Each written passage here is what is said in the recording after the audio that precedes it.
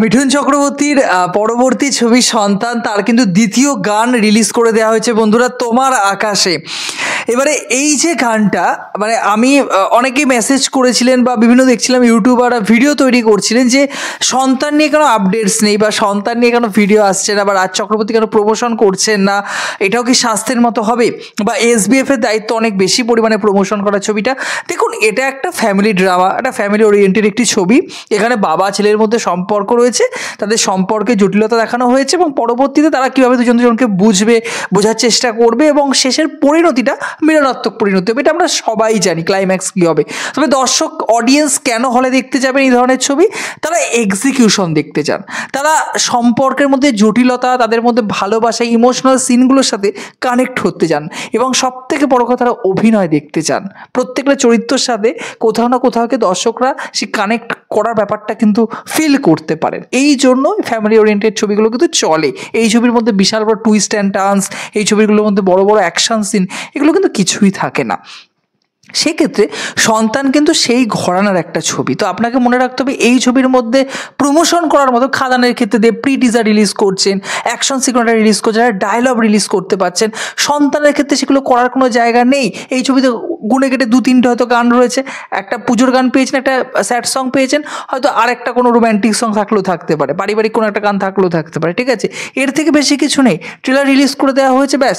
দর্শক যারা দেখতে যাবেন এই ছবি, যারা দর্শক, তারা 1 মাস পরে গিয়ে 20 তারিখে তারা এমনিই হলে দেখতে যাবেন। এই ছবি নিয়ে আলাদা করে কিন্তু কিছু বড় করে বলার কিছু নেই। হ্যাঁ, পোস্টার দিতে পারেন তারা, এই যে পোস্টারটা একই ঘরানার তো পোস্টার, আপনি গানের যে থাম্বনেলটা দেখুন, থাম্বনেলটাও কিন্তু একই ঘরানার ছবি, মানে এই ফ্যামিলি ওরিয়েন্টেড ছবি। তো সেক্ষেত্রে আলাদা করে কিন্তু এই ছবি নিয়ে প্রমোশন করার কোনো জায়গাই নেই।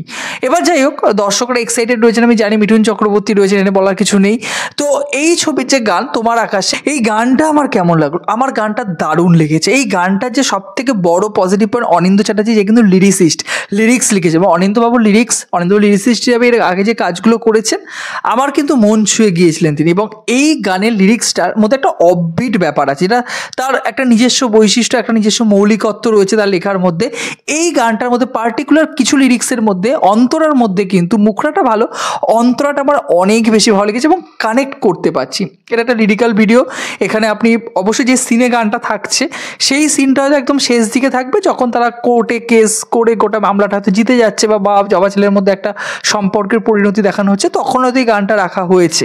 বা কোনো ইমোশনাল দৃশ্য পড়ে যখন মিঠুন চক্রবর্তী তার ছেলেকে নিয়ে ভাবছেন, ছোটোবেলা তার একসাথে কাটানো, বইয়ের সাথে তার রোম্যান্টিক যে দৃশ্যপটগুলো রয়েছে, সেই সিকোয়েন্সগুলো, সেই সিনগুলোকে কিন্তু এখানে গুরুত্ব দেওয়া হয়েছে। সেক্ষেত্রে যে ছবিগুলো আমরা দেখতে পাচ্ছি, যে মুহূর্তগুলোকে বন্দি করা হয়েছে আর কি, সেটা কিন্তু আবার দারুণ লেগেছে। আমি আবারও বলছি, এই ছবির জান এবং প্রাণ কিন্তু মিঠুন চক্রবর্তীর নিচে। তবে তাছাড়াও অনুষ্কা ম্যাডামকে দেখিয়েছেন, ঋত্বিক চক্রবর্তী রয়েছেন, সোহিনী রয়েছে, তো সবাইকে কিন্তু দেখতে খুব ভালো লাগছে বড় পর্দা। আমি কিন্তু দারুণভাবে এক্সাইটেড হয়ে রয়েছি। গানের গোটা যে কাজটা তৈরি করা হয়েছে, এখানে বিশাল মিশ্র গিয়েছেন। বিশাল মিশ্রের জন্য অবভিয়াসলি হ্যাটস অফ, তিনি গান করেছেন, আমাদের দারুণ গান করেছেন তিনি বাংলায়।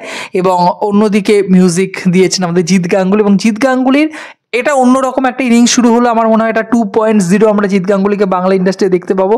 কারণ জিৎ গাঙ্গুলি অবশ্যই একটা, আমার বিশ্বাস যে এখন যদি বাংলা ইন্ডাস্ট্রিতে আসেন, যদি কমার্শিয়াল ছবির ক্ষেত্রে গান করেন, যদি ফ্যামিলি ওরিয়েন্টেড ছবির জন্য কাজ করেন, তাকে দরকার। তার কাছ থেকে তরুণদের, নতুনদের কিন্তু আরও অনেক কিছু শেখার আছে। তো সেক্ষেত্রে সে যদি আবার সেই হালটা ধরে বাংলা সিনেমায়, আমার মনে হবে নতুন কিন্তু কিছু দেওয়ার তার এখনও বাকি রয়েছে।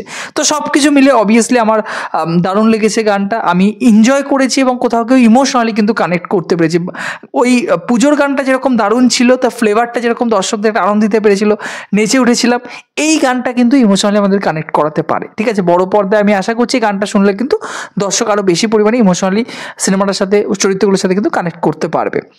আপনাদের কি মতামত? আপনাদের দ্বিতীয় গান তোমার আকাশে কেমন লেগেছে আমার কমেন্ট বক্সে জানাতে ভুলবেন না। ভিডিওটি ভালো লাগলে এরকম ইনফরমেটিভ ভিডিও পেতে চ্যানেলটিকে সাবস্ক্রাইব করে পাশে থাকবেন বন্ধুরা। জয় হিন্দ।